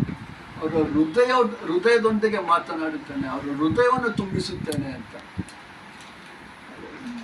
I shall fill in her heart ಅಂತ ಹೇಳ್ತೇನೆ ಇಂಗ್ಲಿಷ್ನಲ್ಲಿ. ಪರಿಸ್ಥಿತಿಯಿಂದ, ಸನ್ನಿವೇಶದಿಂದ, ಈ ಒಂದು ಕಷ್ಟದಿಂದ ಯೇಸು ಸ್ವಾಮಿ ಅವರನ್ನು ಕರೆದುಕೊಂಡು ಬಂದು ಅವರನ್ನೆಲ್ಲ ಗುಣ ಮಾಡಿಸಿ, ಅವರನ್ನು ಅಭಿವೃದ್ಧಿಪಡಿಸಿ, ಅವರನ್ನು ಆಶೀರ್ವದಿಸಿ ಎಲ್ಲ ಮಾಡಿದ ನಂತರ ಅವರು ಮತ್ತೆ ಏನನ್ನು ಅದು ಆದರೆ ಅವರು ನಿಜವಾದ ಕರ್ತನನ್ನು, ರಕ್ಷಕನನ್ನು ತಿಳಿದುಕೊಳ್ಳಬೇಕಾಗಿದೆ. ಬಟ್ ಅದು ಬಿಟ್ಟು ಅವ್ರು ಯಾವಾಗಲೂ ಪ್ರತಿಯೊಂದು ಬಾರಿಯೂ ಅದನ್ನೇ ಎದುರು ನೋಡುತ್ತಿದ್ದಾರೆ.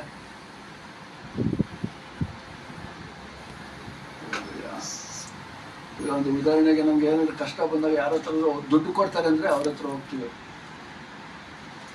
ಒಂದು 5-6 ಸಲ ಹೋಗ್ತೀವಿ, 5-6 ಸಲನೂ ಕೊಡ್ತಾರೆ. ಮತ್ತೆ ಕೊನೆಗೆ ನಮಗೆ ಕಷ್ಟ ಬಂದರೆ ಫಸ್ಟ್ ನಾವು ಯಾರನ್ನ ನೆನೆಸ್ಕೊಂತೀವಿ?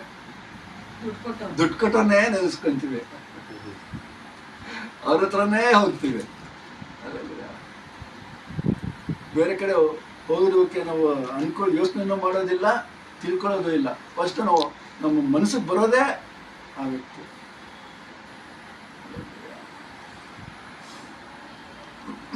ಸೊ ಇಲ್ಲ ಅಂತಂದಾಗ ಏನಾಗುತ್ತೆ, ಆ ವ್ಯಕ್ತಿ ನಮಗೆ ಆ ಸಮಯದಲ್ಲಿ ನಮಗೆ ಬೇಕಾಗಿರುವಂಥ ಸಹಾಯ ಮಾಡಲಿಲ್ಲ ಅಂತಂದ್ರೆ ಏನಾಗುತ್ತೆ, ನಿರಾಸೆ ಆಗುತ್ತೆ, ನಿರುತ್ಸಾಹಗೊಳ್ಳುತ್ತೆ ಅಲ್ವಾ.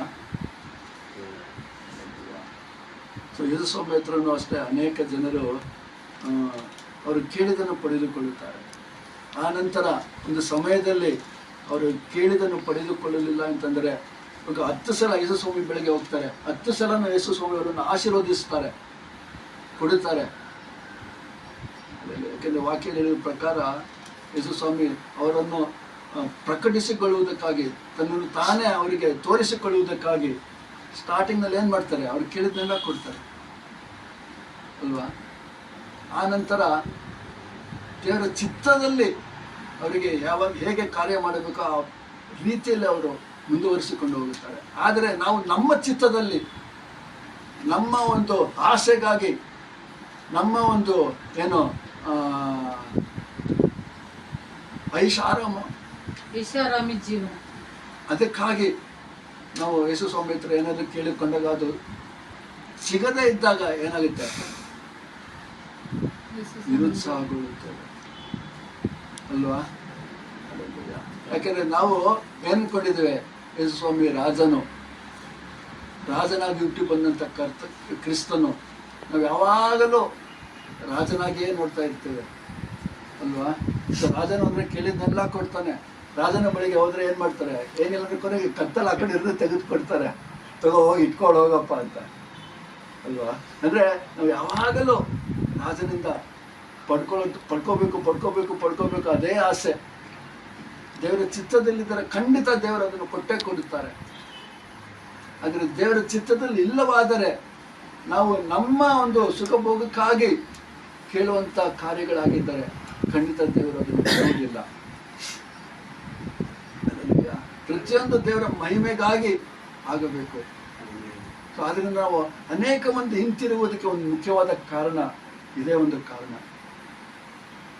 ಯಾಕೆಂದರೆ ಕೆಲ ಸಮಯಗಳಲ್ಲಿ ಅವರು ತಮ್ಮ ಒಂದು ಚಿತ್ತದ ಪ್ರಕಾರ ದೇವರನ್ನ ಏನಾದರೂ ಬೇಡಿಕೊಂಡಿಲ್ಲ, ಅದು ಸಿಗದೆ ಹೋದಾಗ ಏನು ಮಾಡ್ತಾರೆ, ಇವಾಗ ನಂಗೆ ಯೇಸುನು ಬೇಡ ಏನು ಬೇಡ, ಹೋಗಪ್ಪ, ನನ್ನ ಹಳೆ ಜೀವನ ಎಷ್ಟೋ ಚೆನ್ನಾಗಿತ್ತು, ನನ್ನ ಹಳೆ ಜೀವನದಲ್ಲೇ ನನಗೆ ಎಲ್ಲನೂ ಸಿಗ್ತಾ ಇತ್ತು, ನಾನು ಪ್ರಾಪಂಚಿಕ ಜೀವನ ಎಷ್ಟೋ ಚೆನ್ನಾಗಿತ್ತು, ಯಾವ ರಿಸ್ಟ್ರಿಕ್ಷನ್ಸು ಇರಲಿಲ್ಲ, ನಿಂಗೆ ಇಷ್ಟ ಬಂದಾಗ ಮೂವಿ ನೋಡಿ ಫಿಲಿಮ್ಸ್ ನೋಡ್ಕೊಬೋದಾಗಿತ್ತು, ಮೂವೀಸ್ ಎಲ್ಲ ನೋಡ್ಕೊಬೋದಾಗಿತ್ತು. ನನ್ನನ್ನು ಏನಾದರೂ ಒಂದು ಖುಷಿ ಆದಾಗ ಆಚರಿಸ್ಬೇಕು ಅಂದರೆ ಬಾರ್ಗೆ ಹೋಗ್ಬೋದಾಗಿತ್ತು, ಸಿಗರೇಟ್ ಸೇರ್ಬೋದು, ಬಾರ್ಗೆ ಹೋಗ್ಬೋದು, ನಮ್ಮ ಸ್ನೇಹಿತರ ಜೊತೆ ಎಲ್ಲ ಗುಂಪು ಸೇರಿ ಮಜಾ ಮಾಡ್ಬೋದು, ಎಲ್ಲ ಥರಗಳ ಕಾರ್ಯಗಳನ್ನು ಮಾಡ್ಬೋದು. ಆದರೆ ಈ ಯೇಸು ಸ್ವಾಮಿನ ಹಿಂಬಾಲಿಸಿದ ನಂತರ ಏನಿದೆ, ಶಿಲುಬೆನ ಹೊತ್ಕೊಂಡು ಕಷ್ಟಗಳು, ಉಪದ್ರವಗಳು, ನೋವು, ನಲಿವು, ಕಷ್ಟ ಎಲ್ಲವನ್ನು ಸಹಿಸಬೇಕು. ಯಾವುದು ಉತ್ತಮ? ಆದ್ದರಿಂದ ಮುಖ್ಯವಾಗಿ ರಾಜನಿಗಿಂತ ರಕ್ಷಕನಾಗಿ ಯೇಸು ಕ್ರಿಸ್ತನನ್ನು ನೋಡಬೇಕಾಗಿದೆ. ಯಾಕೆಂದರೆ ಈಗಿನ ದಿನದಲ್ಲಿ ನಮ್ಮ ಸುತ್ತಮುತ್ತಲವರು ಅನೇಕರು ಕ್ರಿಸ್ತವನ್ನು ತಿಳಿದುಕೊಳ್ಳದೇ ಇರುವಂಥ ಜನರು ನಮಗಿಂತ ಅನೇಕ ಅಭಿವೃದ್ಧಿ ಹೊಂದಿರುವವರಿದ್ದಾರೆ ಅಲ್ವಾ. ಅಂಬಾನಿ ಆಗಲಿ, ಇಲ್ಲ ಬಜಾಜ್ ಆಗಲಿ, ಇಲ್ಲ ವಿಪ್ರೋ ಆಗಲಿ, ಇನ್ಫೋಸಿಸ್ ಆಗಲಿ, ಬಿಲ್ ಗೇಟ್ಸ್ ಆಗಲಿ, ಅನೇಕ ಶ್ರೀಮಂತರಿದ್ದಾರೆ. ಅವರೆಲ್ಲ ಯೇಸು ಕ್ರಿಸ್ತವನ್ನು ನಂಬಿ ಹಿಂಬಾಲಿಸಿದವರ?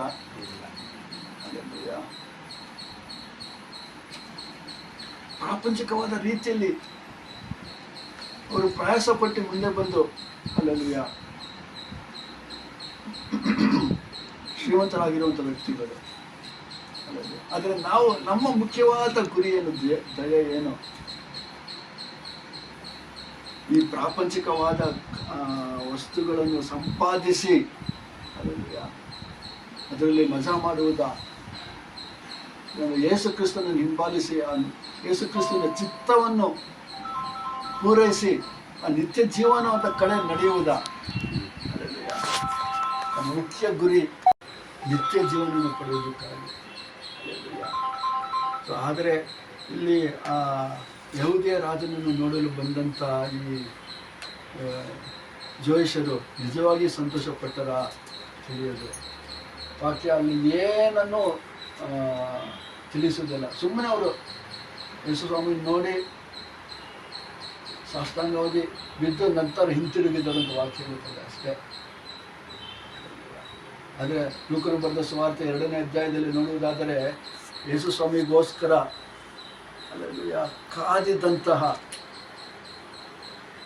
ಬಹಳ ವರ್ಷಗಳಿಂದ ಆಲಯದಲ್ಲಿ ಕಾದಿದ್ದಂತಹ ಒಂದು ಪ್ರವಾದಿ, ಒಂದು ವ್ಯಕ್ತಿ ಸೀಮೋನನು ಅಲ್ವಾ. 26ನೇ ಲೂಕನು ಬರೆದ ಸುವಾರ್ತೆ 2ನೇ ಅಧ್ಯಾಯ 26ನೇ ವಾಕ್ಯ. ಅವನು ಆ ಮಗು ಯೇಸುವನ್ನು ಕಂಡು ಸಂತೋಷಪಟ್ಟನು ಅಂತ ವಾಕ್ಯ ಹೇಳ್ತದೆ. ಜೊತೆಗೆ ಅಡ್ಡ ಬಿದ್ದು ಆತನನ್ನು ಯೇಸು ಕ್ರಿಸ್ತನನ್ನು ನೋಡಿ ಆರಾಧಿಸಿದನು ಅಂತ ವಾಕ್ಯ ಹೇಳ್ತದೆ. 2:26. ಇದಲ್ಲದೆ ಕರ್ತನು ಕಳುಹಿಸಬೇಕಾದ ಕ್ರಿಸ್ತನನ್ನು ಕಾಣುವುದಕ್ಕಿಂತ ಮುಂಚೆ ನೀನು ಸಾಯುವುದಿಲ್ಲವೆಂದು ಪವಿತ್ರಾತ್ಮನ ಮೂಲಕ ಅವನಿಗೆ ದೈವೋಕ್ತಿ ಉಂಟಾಗಿತ್ತು.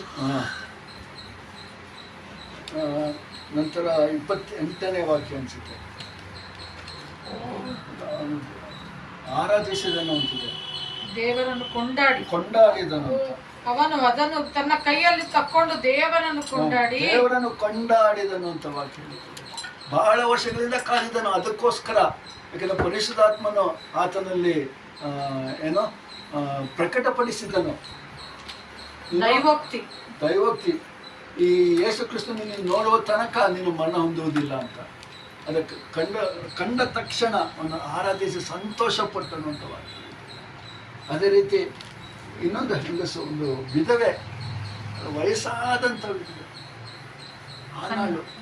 ಹಾನ 36ನೇ ವಾಕ್ಯ. ಇದಲ್ಲದೆ ಅಸೇರದ ಕುಲದ ಗನುವೇಲನ ಮಗಳಾದ ಅನ್ನಳೆಂಬ ಒಬ್ಬ ಪ್ರವಾದಿ ಇದ್ದಳು. ಬಹಳ ವರ್ಷಗಳಿಂದ ಆಲಯದಲ್ಲಿಯೇ ವಾಸ ಮಾಡಿ ಉಪವಾಸ ಪ್ರಾರ್ಥನೆ ಮಾಡಿ ಅಲ್ಲಿಯೇ ಇದ್ದಳು. ಯಾವುದಕ್ಕಾಗಿ? ಯೇಸು ಸ್ವಾಮಿಯನ್ನು ನೋಡುವುದಕ್ಕಾಗಿ. ಆ ಮಗು ಯೇಸುವನ್ನು ಕಂಡ ತಕ್ಷಣ ಅವಳು ಸಹ ಆರಾಧಿಸಿ ದೇವರನ್ನು ಮಹಿಮೆಗೊಳಿಸಿದರಂತ ವಾಕ್ಯ ಹೇಳ್ತದೆ. ಸೊ ಇಲ್ಲಿ ಯೇಸು ಸ್ವಾಮಿಯನ್ನು ಕಂಡ ತಕ್ಷಣ ಅವರಿಗೆ ಆರಾಧಿಸಿ ಮಹಿಮೆಗೊಳಿಸಿದರು. ಆದರೆ ಈ ದೂರ ದೇಶದಿಂದ ಬಂದಂಥ ಜೋಯಿಷರು ನಕ್ಷತ್ರವನ್ನು ಹುಡುಕಿಕೊಂಡು ಬಂದ ಜೋಯಿಷರು, ಅರಮನೆಯಲ್ಲಿ ಯೇಸು ಸ್ವಾಮಿಯನ್ನು ನೋಡಬೇಕು ಅಂತ ಬಂದಂಥ ಜೋಯಿಷರು, ಜ್ಞಾನಿಗಳು,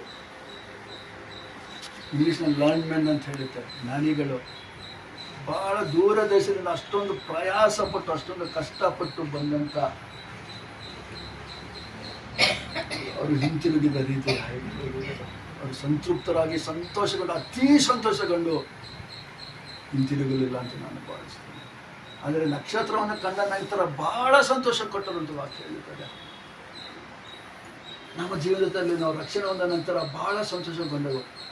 ಆದರೆ ಅದು ಸಂತೋಷ ಕೊನೆಯವರೆಗೂ ನಮ್ಮಲ್ಲಿ ನೆಲೆದಿದೆಯಾ? ವಾಕ್ಯ ಹೇಳೋ ಪ್ರಕಾರ ಕೊನೆಯವರೆಗೂ ನೆಲೆ ನಿಲ್ಲುವವನೇ ರಕ್ಷಣೆ ಹೊಂದುವವನು. ಮುಖ್ಯವಾಗಿ ಯೇಸು ಕ್ರಿಸ್ತನ ರಾಜನಿಗಿಂತ ಹೆಚ್ಚಾಗಿ ರಕ್ಷಕನಾಗಿ ಗುರುತಿಸಲ್ಪಡಬೇಕಾಗಿದೆ. ರಕ್ಷಕನಾಗಿ ನಾವು ದಿನನಿತ್ಯವೂ ನಮ್ಮ ಜೀವಿತದಲ್ಲಿ ರಕ್ಷಕನಾಗಿ ನೋಡಬೇಕಾಗಿದೆ. ಇನ್ನೊಂದು ಗುಂಪಿಗೆ ಯೇಸು ಸ್ವಾಮಿನ ಯಾವಾಗಲೂ ಏನು ಅದ್ಭುತಗಳನ್ನು ಮತ್ತು ಅಡಿಯಾಳಗಳನ್ನು ಕೇಳುವಂಥ ಒಂದು ಗುಂಪು, science and miracles. Science and miracles ಆಗಿ ಸೈನ್ಸು ಅವ್ರಿಗೆ ಮಿರಾಕಲ್ಸ್, ಅವರು ಅದ್ಭುತಗಳು ಅಡಿಯಾಳಗಳು ನೋಡಿದರೆ ಮಾತ್ರವೇ ಅವರು ಯೇಸುವನ್ನು ಹಿಂಬಾಲಿಸುವುದಕ್ಕೆ ಮುಂದೆ ಹೋಗ್ತಾರೆ. ಯಾವ್ದಾದ್ರು ಒಂದು ಸನ್ನಿವೇಶದಲ್ಲಿ, ಒಂದು ಸ್ಥಿತಿಯಲ್ಲಿ, ಅವರ ಜೀವಿತದಲ್ಲಿ ಅವರ ಅದ್ಭುತಗಳನ್ನು, ಅಡಿಯಾಳಗಳನ್ನು ನೋಡಲಿಲ್ಲ ಅಂತಂದರೆ ಏನು, ಅಷ್ಟೇ, ಅಲ್ಲೇ ಸ್ಟಾಪು. ನಾವು ಅದ್ಭುತಗಳನ್ನು ಮತ್ತು ಅಡಿಯಾಳಗಳನ್ನು ಹಿಂಬಾಲಿಸುವವರ, ಇಲ್ಲಾಂದರೆ ರಕ್ಷಕನನ್ನು ಹಿಂಬಾಲಿಸುವವರ? ಒಂದು ಸಮಯದಲ್ಲಿ ಯಾರು ಇವರು ಬೋಧಕರು ಮತ್ತು ಫರಿಸಾಯರು, ಸದುಸೇಯರು ಮತ್ತು ವೇದ ಶಾಸ್ತ್ರಿಗಳು ಯೇಸು ಸ್ವಾಮಿ ಏನು ಹೇಳಿದರು, ಏನು ಕೇಳಿದರು? ಪರಲೋಕದಿಂದ ಒಂದು ಅದ್ಭುತವನ್ನು, ಒಂದು ಅಡಿಯಾಳವನ್ನು ನಮಗೆ ತೋರಿಸು ಅಂತ ಕೇಳಿದರು. ಅದಕ್ಕೆ ಯೇಸು ಸ್ವಾಮಿ ಏನು ಹೇಳಿದರು? ಹೇಳ್ಬೋದಾಗಿತ್ತಲ್ಲ, ಆಯಿತು ನಾನು ತೋರಿಸ್ತೀನಿ ಬಾ, ಪರಲೋಕದಿಂದ ಒಂದು ಅದ್ಭುತವನ್ನು ತೋರಿಸ್ತೇನೆ ಅಂತ, ಆ ಪರಲೋಕದಿಂದ ಒಂದು ಅಡಿಯಾಳವನ್ನು ತೋರಿಸುತ್ತೇನೆ ಅಂತ. ಅದು ಯೇಸು ಸ್ವಾಮಿ ಏನು ಹೇಳಿದ್ದಾರೆ?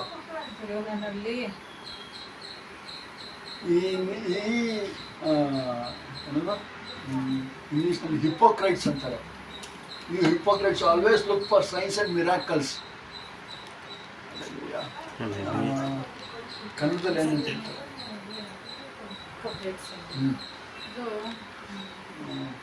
ನಿಮಗೆ ಯಾವ ಅಡಿಯಾಳವು ಕೊಡುವುದಿಲ್ಲ ಅಂತ ಆಗೋದಿಲ್ಲ ಅಂದ್ರೆ ಅದು, ಯಾಕಂದ್ರೆ ಅವ್ರು ಯಾವಾಗಲೂ ಬರೀ ಅದನ್ನೇ ಮರ್ಮಗಾರರು ನೋಡಿಕೊಂಡು ಅದರ ಹಿಂದೆಯೇ ಇರುತ್ತಿದ್ದರು. ನನಗೆ ವಾಕ್ಯ ಹೇಳುತ್ತದೆ, 1 ಕೊರಿಂಥಿಯ 1ನೇ ಅಧ್ಯಾಯ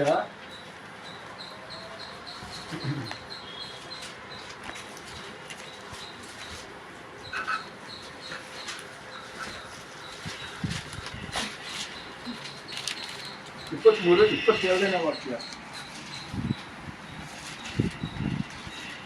ಯಹೂದ್ಯರು ಸೂಚಕ ಕಾರ್ಯಗಳನ್ನು ಕೇಳುತ್ತಾರೆ. ಯಾರು? ಯಹೂದ್ಯರು ಸೂಚಕ ಕಾರ್ಯಗಳನ್ನು ಕೇಳುತ್ತಾರೆ. ಗ್ರೀಕರು ಜ್ಞಾನವನ್ನು ಹುಡುಕುತ್ತಾರೆ. ನಾನಾದರೋ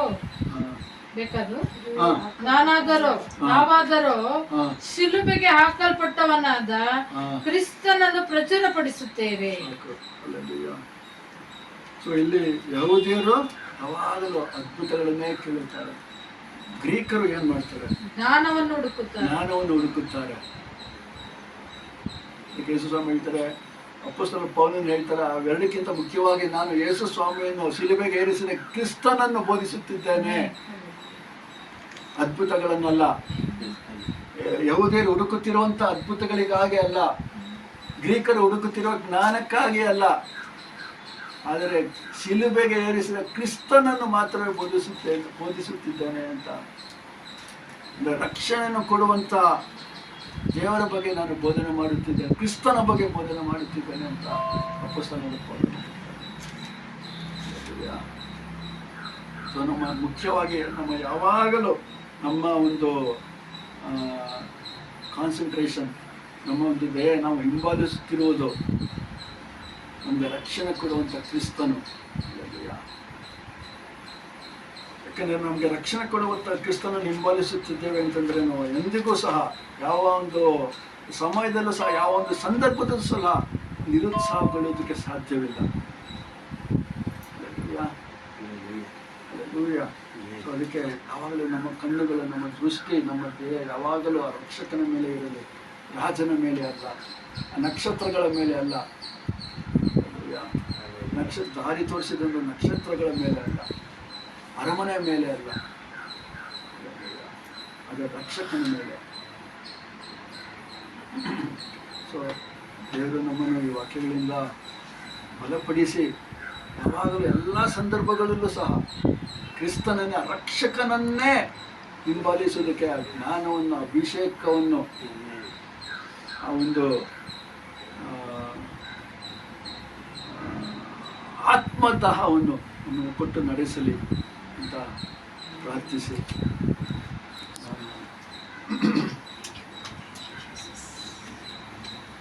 ಪ್ರಾರ್ಥಿಸಿ.